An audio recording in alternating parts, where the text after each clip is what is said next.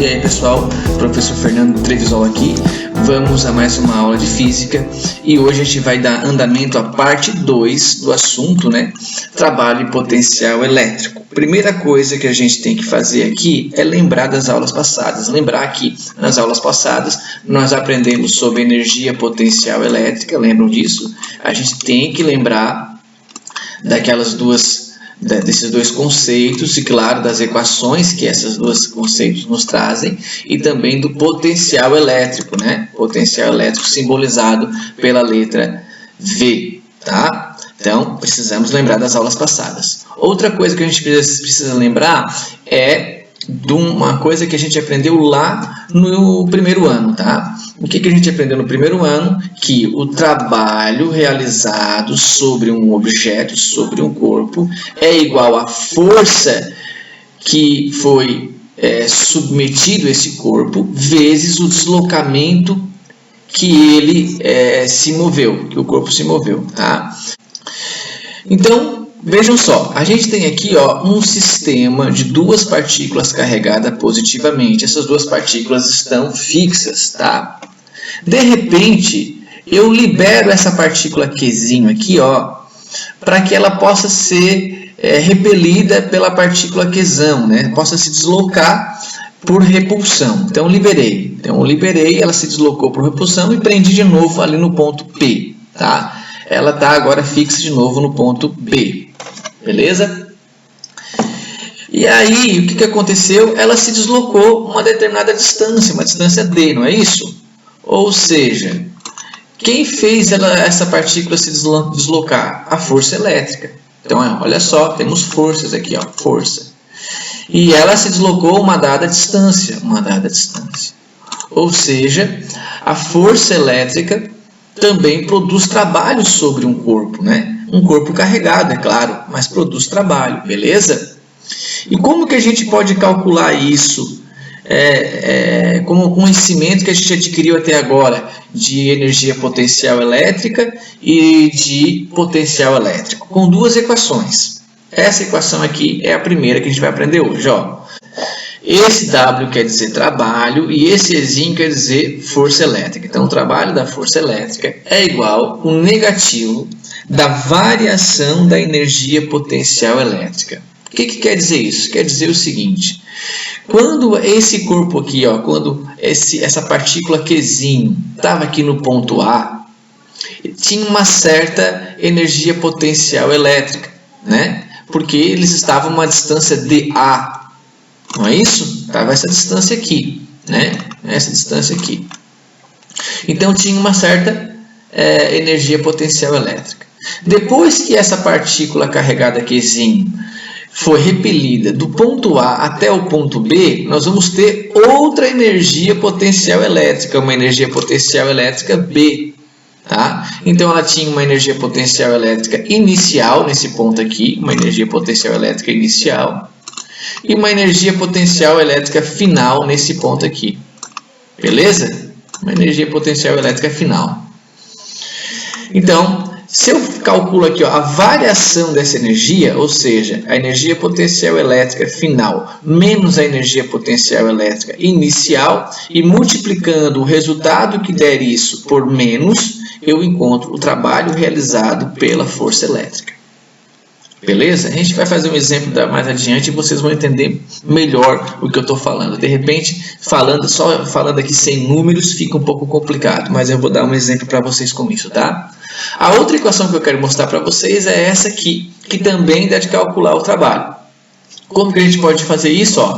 O trabalho da força elétrica é igual a quantidade de carga sobre um corpo Qzinho vezes o potencial elétrico no ponto A menos o potencial elétrico no ponto B.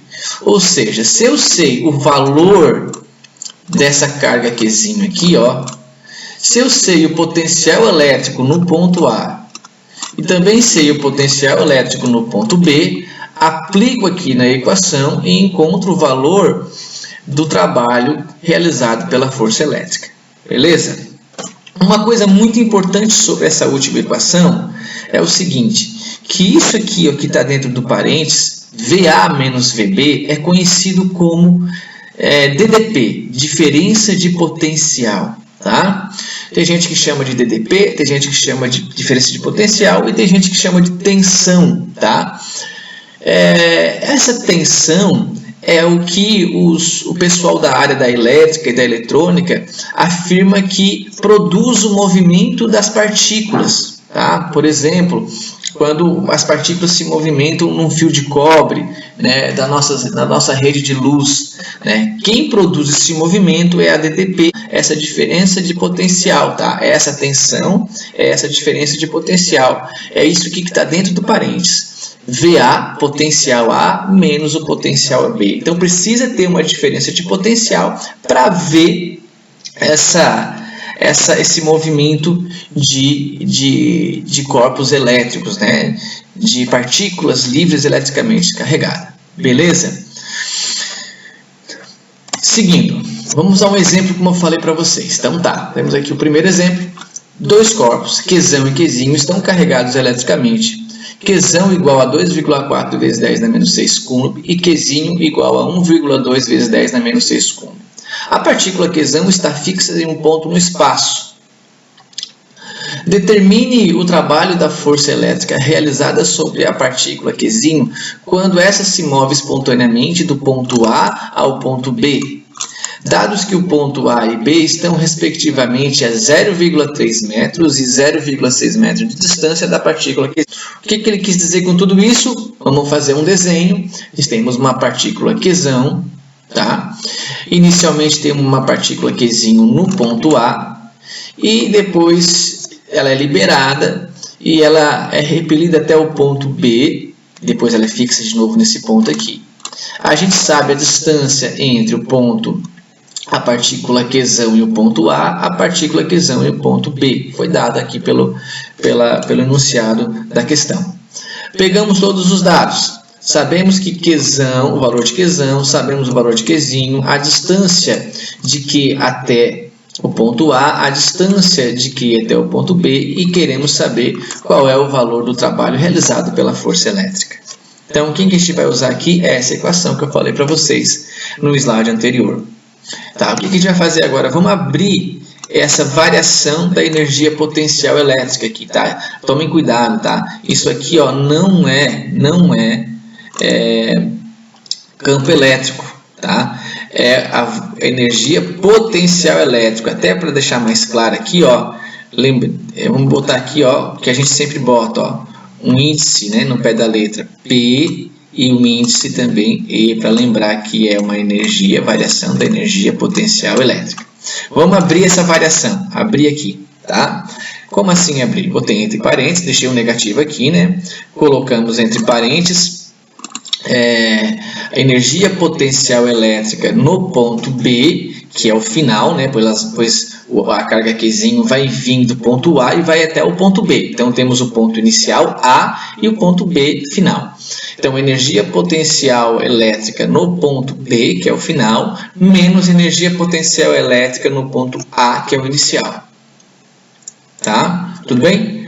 Bom, chegamos nesse ponto da equação. Só que a gente não foi dado para a gente pelo enunciado esses dois valores, mas foi dado valores suficientes para a gente calcular esses dois valores. Vejam só. A gente pode calcular primeiro a energia potencial elétrica no ponto A. Por quê? Porque a gente sabe o valor da constante eletrostática, temos o valor de Qzão, temos o valor de Qzinho e temos a distância de Qzão até o ponto A. Substituindo esses valores, vamos ficar o quê? A constante eletrostática é 9 vezes 10 na 9, Qzão 2,4 vezes 10 na menos 6, Qzinho 1,6 vezes 10 na menos 6, a distância de Q até o ponto A, 0,3.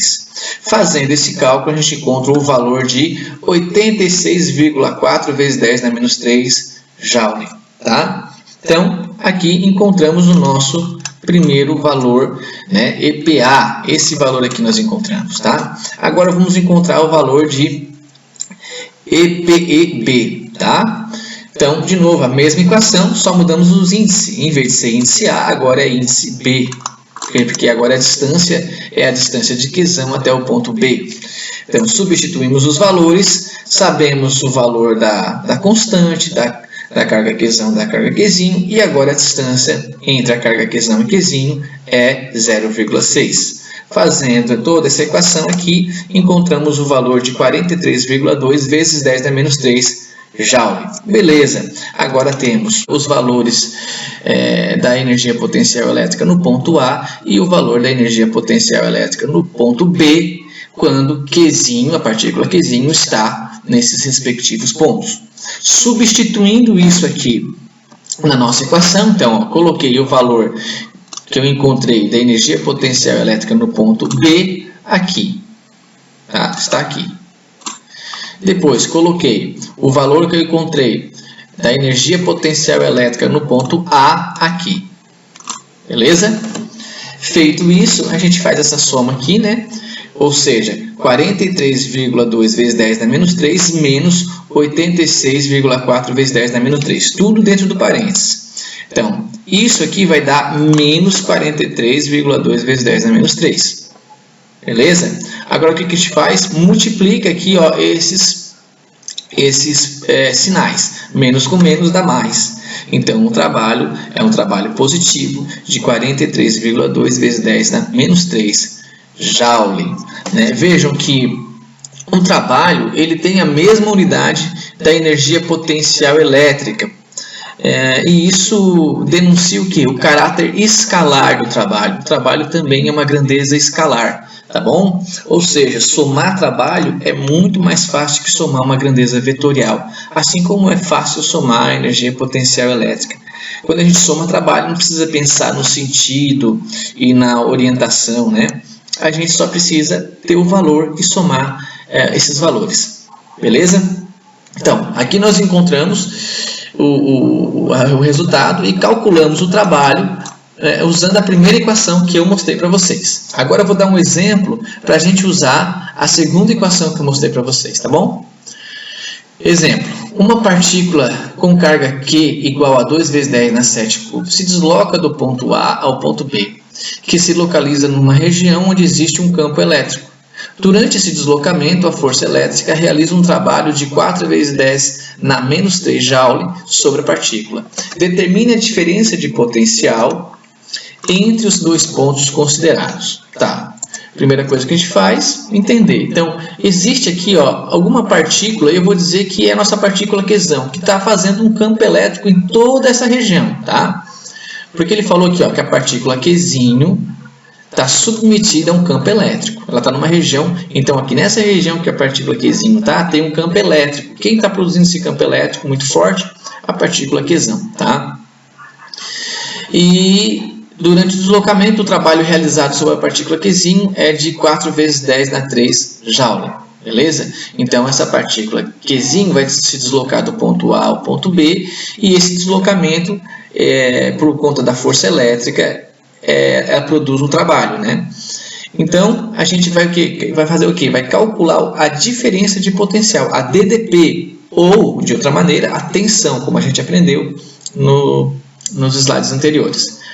Aí, em seguida, o que a gente faz? A gente pega todos os dados que foram oferecidos pela questão. Então, nós temos o valor da partícula Qzinho, temos o valor do trabalho da força elétrica, e ele pede para a gente calcular a tensão.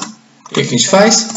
Pega essa equação aqui. Por que eu peguei essa equação? Porque o que ele pediu e tudo o que ele foi dado aqui pela questão, está nessa equação. Tá?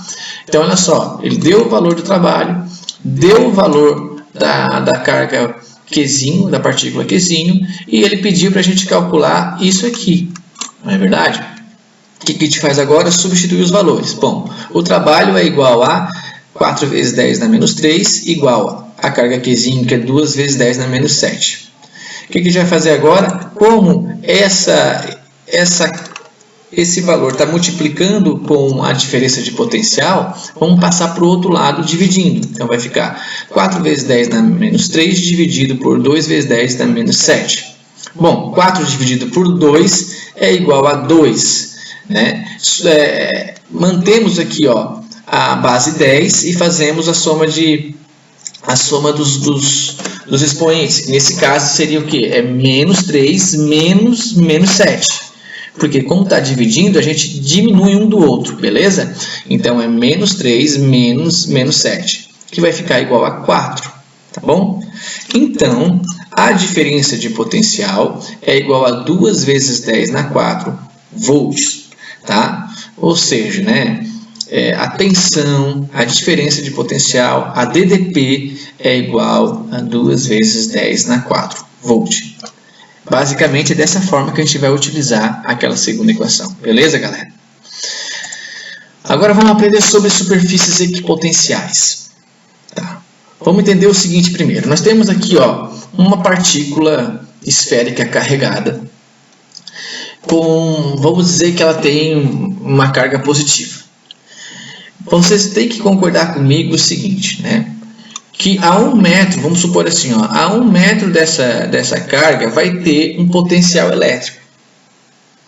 A 2 metros vai ter outro potencial elétrico, um pouco menor, porque está mais distante.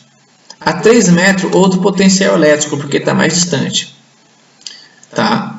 E não importa onde eu coloque 1 metro aqui, ó, ela está aqui, 1 metro da carga aqui vai ter um potencial elétrico. A 2 metros vai ter outro potencial elétrico e vai ter outro potencial elétrico. Tá? Pode ser aqui, a 1 metro vai ter um potencial elétrico, que é igual a esse potencial, porque todos eles estão a 1 metro. A 2 metros vai ter outro potencial elétrico, que vai ser igual a esse potencial, porque todos eles estão a 2 metros.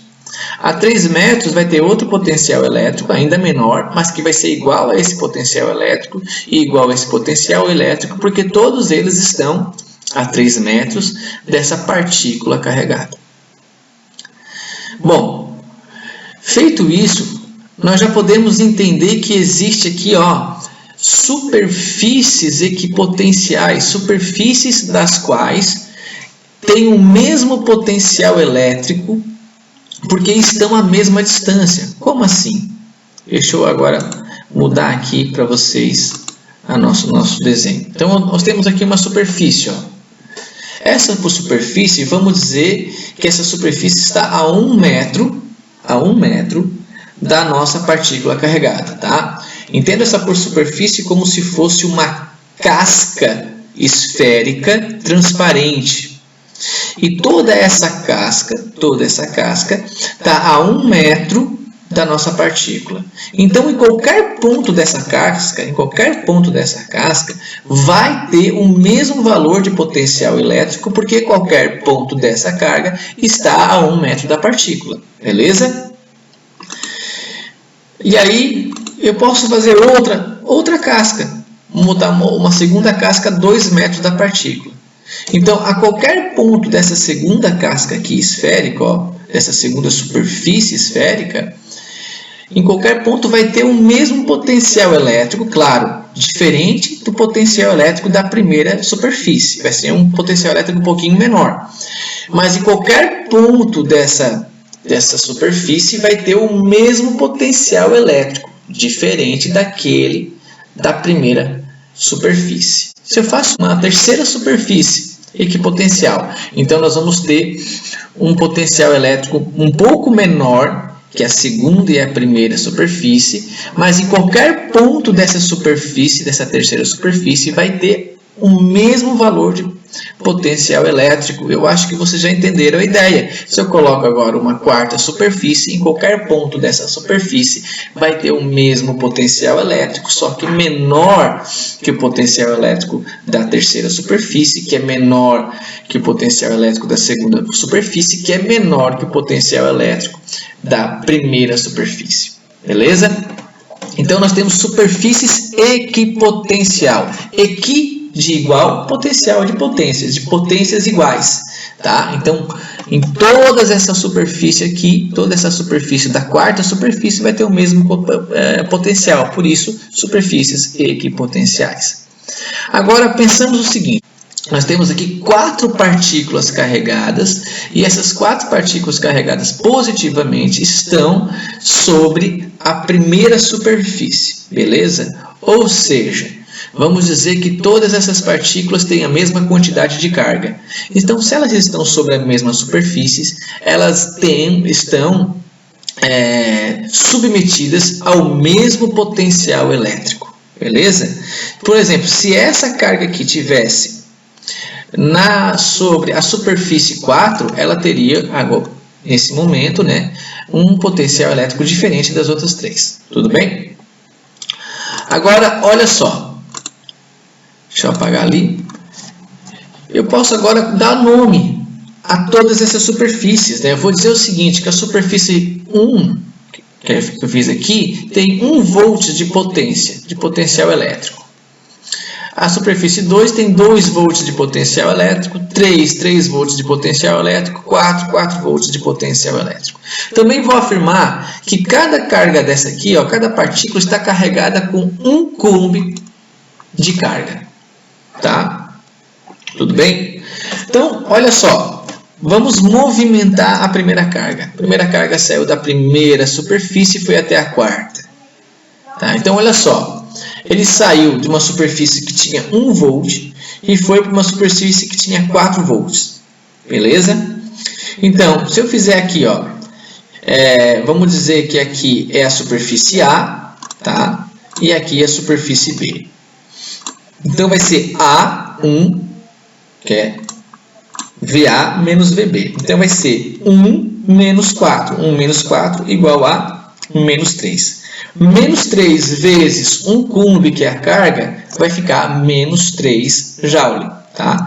Então, para esse primeiro movimento aqui, ó, vai ficar menos 3 joule. Tudo bem? Menos 3 joule. Agora vamos ver o movimento de outra carga. Presta atenção, olha só. E vê que o movimento é totalmente diferente. Porém, olha bem, essa carga, ó, estava inicialmente na primeira casca esférica, na primeira superfície, e num movimento totalmente diferente, foi também para a quarta superfície. Então, de novo, ele tinha um potencial 1 volt no ponto A, e agora tem um potencial de 4 volts no ponto B. E se eu aplicar esses valores aqui na equação, vai dar o mesmo menos 3 joule de trabalho. Beleza? Vamos agora para uma outra partícula, que ela vai fazer outro movimento, mas ela foi agora tipo em um S, em zigue-zague, saiu da superfície 1 volt, e foi até a superfície 4 volts. E se a gente aplicar de novo aqui, ó,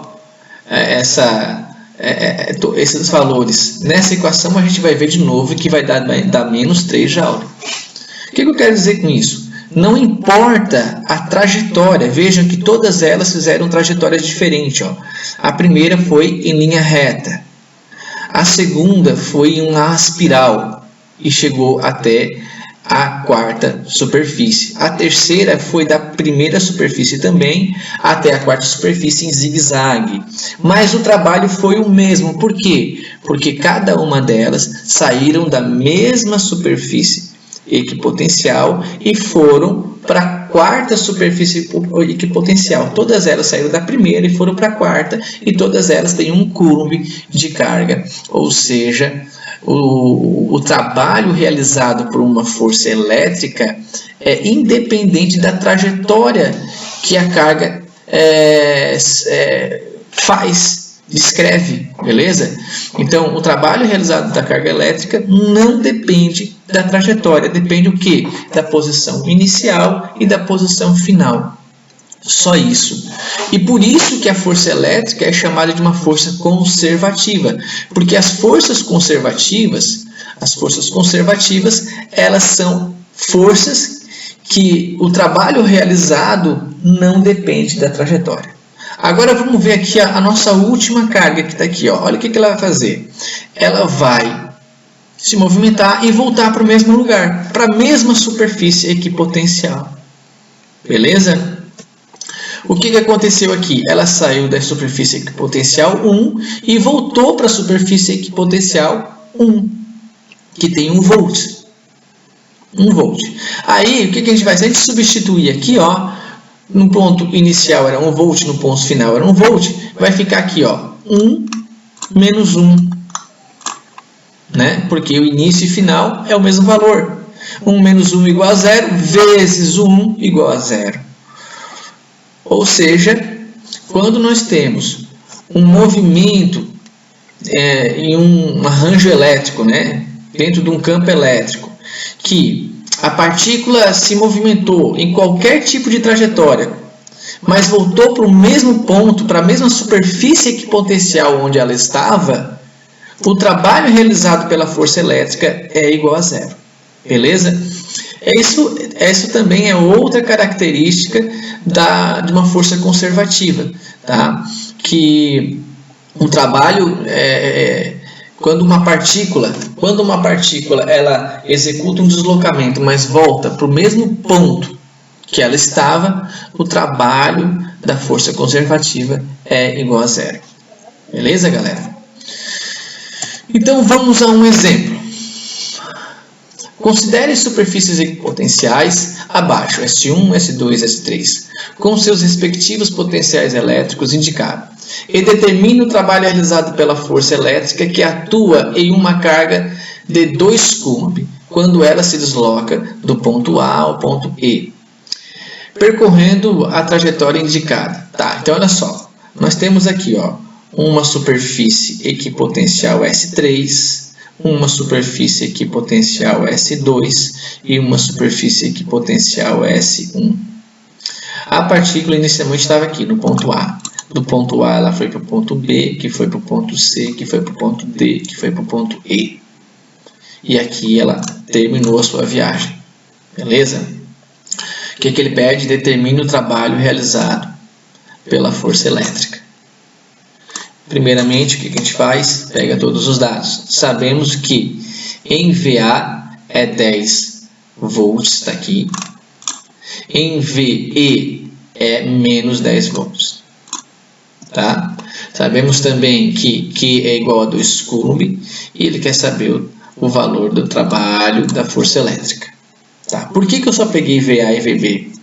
Porque ele pede o trabalho realizado do ponto A ao ponto E. Então eu só preciso saber os pontos iniciais e finais para poder fazer esse cálculo, para poder realizar a manipulação matemática e ver esse valor. Então, o que a gente faz? Reescreve aqui a equação do trabalho relacionada com os potenciais elétricos. A gente sabe que Qzinho é igual a 2 coulomb, VA é igual a 10 volts, VE é igual a menos 10 volts. Bom, seguindo então, menos com menos dá mais, né? Mais 10 com mais 10, 20. Aí reescreve de novo aqui o 2. 2 vezes o 20 igual a 40, 40 joules. Ou seja, o trabalho realizado pela força elétrica do ponto A ao ponto E sobre essa partícula é igual a 40 joules. Tranquilíssimo, né, galera? Seguindo. Agora vamos aprender como calcular a energia potencial elétrica de um sistema de várias cargas pontuais. Até então, nós sabemos fazer isso quando nós lidamos com apenas 2 cargas. Agora, se a gente tem mais de 2 cargas, aqui eu botei só 3, mas pode ser 4, 5, 6, como é que a gente faz isso? Como que a gente faz? Ó, por exemplo, nesse sistema de 3 cargas, aqui, ó, nós temos a carga 1, carga 2, carga 3, nós temos a distância da carga 1 a 2, da distância da carga 1 a 3, a distância da carga 2 a 3. O que a gente faz aqui? A gente tem que fazer o seguinte, pegar cada par desse, né? Nós temos aqui, ó, esse par, temos aqui esse par, temos aqui esse par. Então, ou seja, dá de fazer 3 pares aqui nesse conjunto, né? O par 1, 2, o par 1, 3 e o par 2, 3. Para cada um desses, a gente tem que o quê?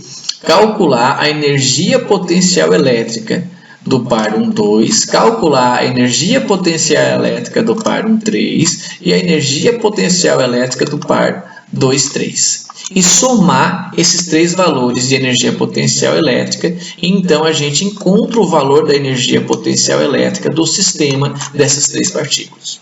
Ah, mas se forem mais, é só a gente ver quantos pares vão dar com mais partículas, né? Partículas um sistema com 4 partículas. A gente vai ter que ver quantos pares dá de fazer com esse sistema de 4 partículas, calcular a energia potencial elétrica de cada par e somar todas essas energias potencial elétrica para saber a energia potencial do sistema. Vamos a um exemplo, tá? 3 partículas elétricas carregadas estão dispostas em um triângulo retângulo conforme a figura. Está aqui, praticamente igual à figura anterior. Sabe-se que Q1 é igual a menos 12 vezes 10 na 6 cúmbi, Q2 é 24 vezes 10 na menos 6 cúmbi e Q3 é igual a 6 vezes 10 na menos 6 cúmbi. A distância entre Q1 e Q2 é de 0,3 metro, entre Q1 e Q3 é de 0,5 metro e de Q2 e Q3 é de 0,4 metro. Determine a energia potencial elétrica armazenada no sistema. Primeiro, a gente já tem um desenho, né? Já tem a figura. Pega o quê? Pegamos os dados. Então, nós temos o valor de Q1, o valor de Q2, o valor de Q3, a distância 1, 2, a distância 1, 3, a distância 2, 3. Primeiro passo, vamos calcular a energia potencial elétrica entre as partículas 1 e 2. Então, está aqui, né? Pegamos essa equação, a equação da energia potencial elétrica para as cargas 1 e 2. Substituímos os valores. Então, a constante eletrostática é 9 vezes 10 na 9, Q1 é igual a menos 12 vezes 10 na menos 6, Q2 é igual a 24 vezes 10 na menos 6 e a distância 1, 2 é 0,3. Fazendo esse processo matemático, né, a gente encontra o valor de menos 8.640 vezes 10 na menos 3. Podemos ainda escrever esse valor como menos 8,64 Joule. Beleza? Então, aqui encontramos, né, a energia potencial elétrica entre as partículas 1, 2. Terceiro passo, calcular a energia potencial elétrica entre as partículas 1, 3. Mesma coisa que a gente fez ali, só que vão ter informações diferentes, é a mesma equação, tá? Então, substituindo os valores, vamos ter K, a constante K, o valor de Q1 menos 12 vezes 10 na menos 6, o valor de Q3 é 6 vezes 10 na menos 6, a distância entre essas duas partículas 0,5. Fazendo esse cálculo vai dar igual a menos 1.296 vezes 10 na menos 3. Podemos reescrever esse valor como aproximadamente, tá? Fiz uma aproximação de menos 1,3 Joule. Então, encontramos os valores de energia potencial elétrica entre as partículas 1, 2 e também entre as partículas 1, 3. O que está faltando agora? Calcular o valor da energia potencial elétrica entre as partículas 2, 3. Tá? Então, aqui ó, eu coloquei os valores que eu achei, tá? No slide anterior. E agora vamos calcular a energia potencial elétrica entre as partículas 2, 3. Mesmo processo, é a mesma equação, porém agora é entre as partículas 2 e 3. E, claro, a distância entre elas, né? A distância 2, 3. Fazendo a substituição, a gente vai ter todos esses valores aqui, né? A partícula 2 a gente já sabe que é 24 vezes 10 na menos 6, a partícula 3 a gente já sabe também que é 6 vezes 10 na menos 6, a distância entre elas é 0,4. Fazendo esse processo matemático, encontramos o valor de 3.240 vezes 10 na menos 3, podendo escrever esse valor como 3,24 Joule. Beleza, encontramos os três valores agora. Temos o valor da energia potencial elétrica entre a partícula 1, 2, da energia potencial elétrica entre as partículas 1, 3 e da energia potencial elétrica entre as partículas 2 e 3. O que a gente faz para encontrar a energia potencial elétrica do sistema, desse sistema de 3 partículas? A gente soma, tá? Então, ó, a energia potencial elétrica do sistema é a soma desses 3 valores de energia potencial elétrica de cada par gerado por esse sistema, né? Então, substituindo os valores, né? A energia potencial elétrica 1, 2 é menos 8,64, a energia potencial elétrica 1, 3 é igual a menos 1,3, né? Aproximadamente, né? E a energia potencial elétrica é igual a mais 3,24. Por que menos, professor? Porque é o seguinte, eu fiz o jogo de sinal, ó. Menos com mais, ó. Esse valor é negativo. Menos com mais vai dar menos.